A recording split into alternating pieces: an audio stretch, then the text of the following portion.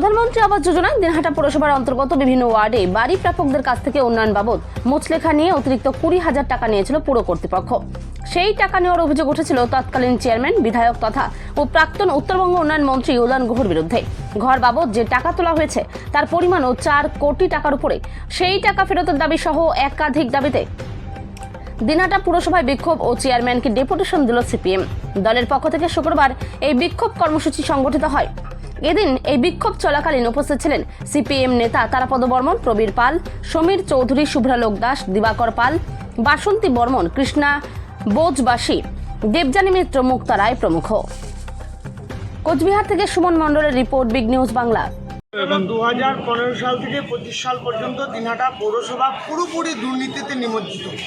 পৌর পরিষেবার বেহাল দশা এবং হাউস ফর অলে ব্যাপক দুর্নীতি বেনিয়ম হয়েছে। নাগরিকদের কাছ থেকে বলপূর্বক, জোরপূর্বক, বাধ্যতামূলকভাবে 20,000 টাকা নেওয়া হয়েছিল। 2022 সালে অডিট ডিপার্টমেন্ট তারা জানিয়েছিল টাকা ফেরত দিতে হবে। জনগণ এখন টাকা পায়নি। আজকে জনসাধারণকে নিয়ে আমরা এসেছিলাম, ডেপুটেশন জমা দিয়েছি। প্রত্যেকটা বেনিফিশিয়ারির কাছে আমরা আবেদন জানাচ্ছি আপনাদের মাধ্যমে, আপনারাও 20,000 টাকা রিটার্ন নেওয়ার জন্য অ্যাপ্লিকেশান জমা করুন। প্রতিদিন দিনহাটা প্রমোদ দাস গুপ্ত ভবনে সন্ধ্যা 6টা থেকে রাত্রি 8টা পর্যন্ত আমাদের হেল্প ডেস্ক থাকবে, সেখানে সহায়তা নিন এবং পৌরসভার দুর্নীতি সংক্রান্ত যে কোনো বিষয় আমাদের নজরে নিয়ে আসুন। এবং যাদের ঘর পাওয়ার যোগ্য, এখনও ঘর পাননি, তারাও আবেদন করুন অনলাইনের মাধ্যমে, যাতে দল মত নির্বিশেষে কোনো রং না দেখে তাদেরকে নেওয়া হয়।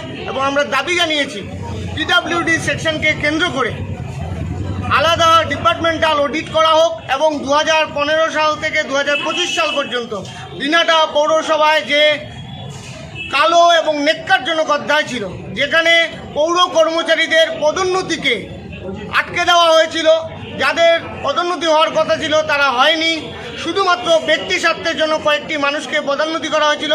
এবং পৌর নিয়োগেও ব্যাপক দুর্নীতি, লক্ষ লক্ষ টাকার বিনিময়ে পৌরসভায় নিয়োগ করা হয়েছিল। গোটা বিষয়টা তদন্তের আওতায় নিয়ে আসা হোক। আগামী দিনে আমরা এসডিও এবং আইসিকেও জানাবো। গোটা পৌরসভাকে কেন্দ্র করে একটা সিট গঠন করে বিচার বিভাগীয় তদন্তের মুখোমুখি তৎকালীন পৌর বোর্ডকে করতে হবে। পালিয়ে গেলে বাঁচা যাবে না। প্রশাসনের মারফত এনে দিনহাটার মাটিতে এনে বিচারের মুখোমুখি করতে হবে। কি আশ্বাস দিল?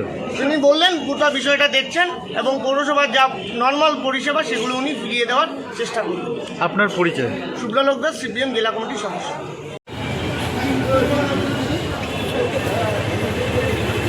এছাড়া পৌর প্রশাসনের নিয়োগ, পদোন্নতি ও বিভিন্ন প্রশাসনিক কার্যকলাপের স্বচ্ছতা ও জবাবদিহির অভাব জনমনে উদ্বেগ সৃষ্টি করেছে।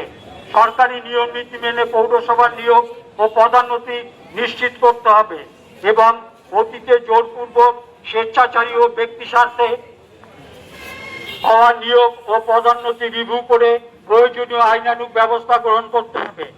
একই সাথে পৌরসভার অপ্রয়োজনীয় ব্যয়ভার কমাতে নিয়োগ সংক্রান্ত সমস্ত তথ্য প্রকাশ্যে আনতে হবে। স্বনিযুক্তি প্রকল্প, পূর্বতন স্বর্ণ জয়ন্তী স্বরোজগার যোজনা এবং ওয়ার্ড ভিত্তিক বিভিন্ন উন্নয়ন প্রকল্পের প্রকৃত তথ্য ও কার্যাবলী জনসমক্ষে প্রকাশ করতে হবে। আমরা বিভিন্ন সূত্র থেকে জানতে পেরেছি যে শিশু মঙ্গল সমিতির অর্থ পৌরসভার অ্যাকাউন্টে জমা হয়েছে।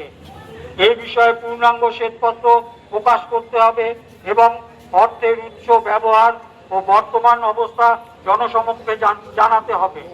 এছাড়াও 2015 সাল থেকে 25 সাল পর্যন্ত পৌরসভার সমস্ত অডিট রিপোর্ট, উন্নয়ন প্রকল্পের আর্থিক হিসাব এবং সমস্ত বেনিফিশিয়ারিদের পূর্ণাঙ্গ তালিকা প্রকাশ করতে হবে। এই পরিস্থিতিতে আমরা নিচে উল্লিখিত দাবিসমূহ বিকল্প জনকল্যাণমূলক প্রস্তাবসমূহ আপনাদের নিকট পেশ করছি। দাবিসমূহ: পানীয় জলের তীব্র সংকট অবিলম্বে দূর করতে হবে।